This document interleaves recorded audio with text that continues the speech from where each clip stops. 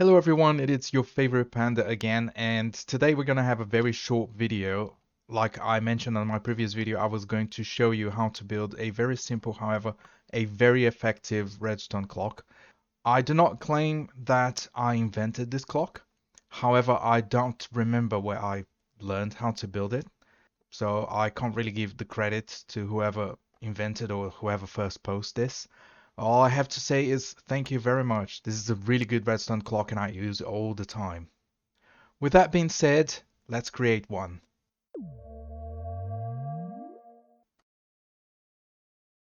So here's what we're going to need. We're going to need 4 blocks of any kind. Any block that interacts with redstone is very welcome, except for the redstone blocks. We're going to need 2 redstone comparator. We're going to need 3 redstone dust.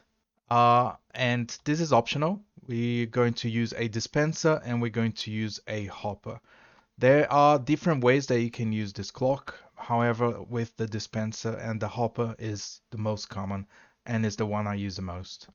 I have placed this dispenser just for reference. You don't need to use a dispenser. There are other things that you can use with this clock.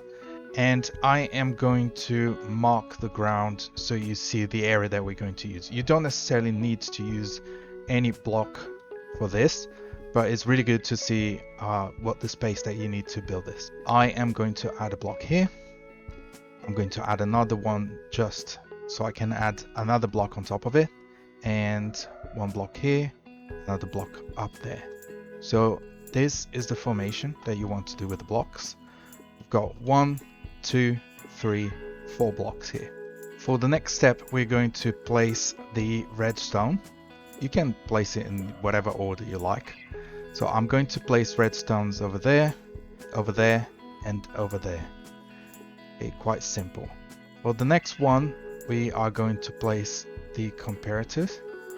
I'm going to place one this way, one that way. This one needs to be reversed. Okay, reverse signal, and this is it. It's pretty simple.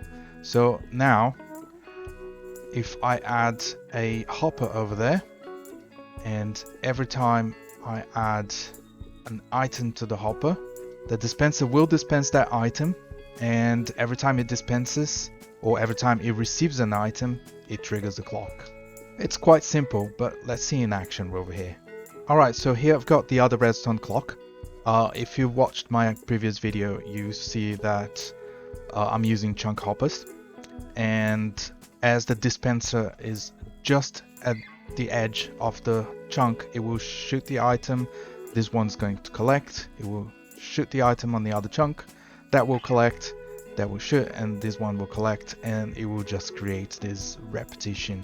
I've got a chest full of items, and if I place a regular hopper there you go, it starts shooting, and then it triggers that one, which starts shooting as well. Trigger that one, keeps shooting, and so on. I could use it for a chicken farm, for example, and all these chickens, they're inside this chunk. Every time a chicken will lay an egg, oh, there you go, we just missed that. The egg will be captured by that hopper, and then it will be shot by the dispenser automatically. So eventually it will break and there will be a little chick inside. And there you go.